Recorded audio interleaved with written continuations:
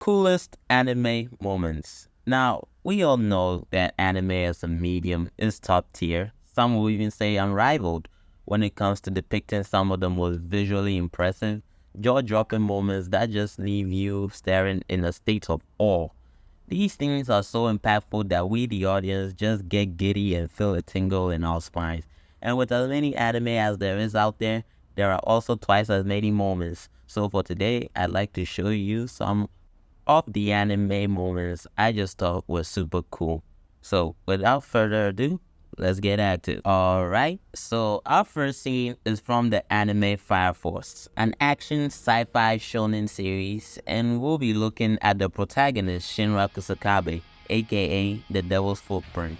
And the cool moment that comes to mind is from the first season of the show, when the pretty little Tamaki was getting assaulted by this super creep known as Rekka. Like, for real, this man was out here tweaking. Like, he was forcefully implanting bugs into kids to find something called the pilot light. And when Tamaki realizes this and tries to stop him, bro just channels his inner Chris Breezy and starts going to town on her. I mean, molly-whopping her ass. And things weren't good for the kids either. Like, they caught so much domestic abuse, I think they could have just called that man Wrecker their alcoholic father.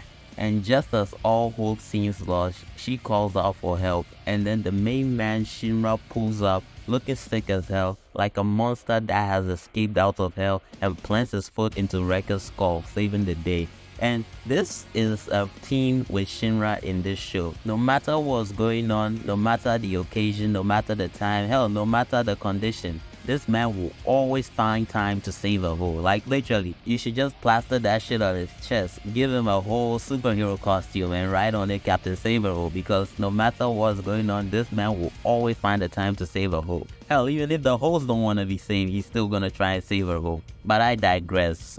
The moment when he saves Tamaki from Rekka will always go down as one of the coolest scenes in anime. And it's because of this scene that I am looking forward to a season 3 of Fire Force. And I hope that it comes out pretty soon. Now, moving on, our next moment comes from Tokyo Revengers, an action drama shonen series. And we'll be looking at none other than the leader of the Tokyo Manji gang, Sano Manjiro, aka the Invincible Mikey.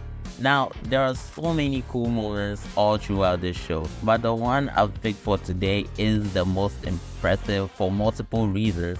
So this takes place during the Bloody Halloween, a war between the Tokyo Manji gang and the Valhalla gang. Already, the Tokyo Manji gang start this fight out with a huge disadvantage, cause the members of the Valhalla gang far outnumber the members of the Tokyo Manji gang, and Mikey gets lured into a trap by Kazutora, who proceeds to beat him till he's bloody with a metal pipe, whilst being held in place by two other guys. But despite all that, Mikey proceeds to headbutt one of the guys, knocking him out, then raises his leg while the other guy is still holding on to it and kicks him into Kazutora, knocking them both out. Then later during the fighting, when the odds are against the Tokyo Manji gang, Mikey gets back up, walks down to everyone and says the fight is over. And when Hammer tries to challenge him, he proceeds to knock him out with one kick and declares that the fight is over. Now, coming up next, the next moment is from Black Clover, an action fantasy shonen anime, and we'll be looking at the main character Asta, specifically the moment when he first got his devil form, and bruh, for this moment intense. So, Asta and the gang save the witch's forest, or so they thought, but before they even have a chance to celebrate, this magic absorbing goofy goober comes in to kill the gang, and he puts down everybody but Aster, and bro's putting up a fight and brings him down.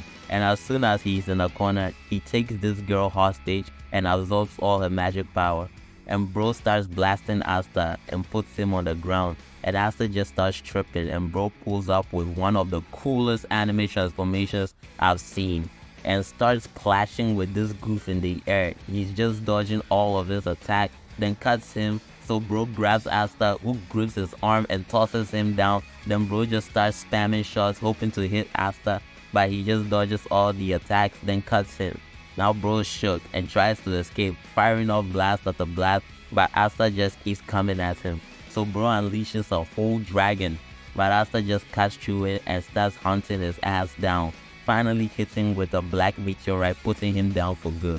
Now, after that, the next moment is from Solo Leveling, an action-adventure anime show, and the moment we're going to be looking at is when Sung Ji-woo killed the 6 C-rank adventurers that were trying to backdoor him. So basically, these 6 C-rank adventurers take Sung Ji-woo and Yoo Jin-ho to clear a dungeon. They basically needed the two of them to fill up the space needed to clear a C-rank dungeon. So after they cleared the dungeon, the C-rank adventurers decide to double-cross Sung Ji-woo and Yoo Jin-ho just because they didn't want to pay them a fair share of the loot they were going to get. So they trapped them inside with the boss, hoping that the boss kills them, and the time they come back they could just defeat the boss and make away with the loot. But Jin-ho defeats the boss, and when they return to reclaim the loot and find Jin-ho and Jin-ho still alive, they decide to get the job done by themselves, so they attack Jin-ho, and bro just goes on a rampage, killing every single one of them in the most gruesome way possible. And their leader, he stays for last.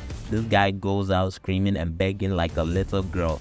It was just beautiful to see, so cool. Our final moment comes from Kaiju No. 8, an action sci-fi anime, and the moment we are going to be talking about is when Kafka saves the 3rd division. So after a grueling, intense battle with Kaiju No. 10, all the members of the 3rd division are breathing a sigh of relief and relishing in their victory when all of a sudden Kaiju No. 10, in a last-ditch effort of resistance, summons all the Yoju to basically form a nuclear bomb to wipe them all off the face of the planet. And without even thinking, Kafka rushes in and transforms into Kaiju No. 8 and charges up and jumps up to the bomb and unleashes a punch that sends it high up into the sky, where it explodes, therefore preventing anyone from dying.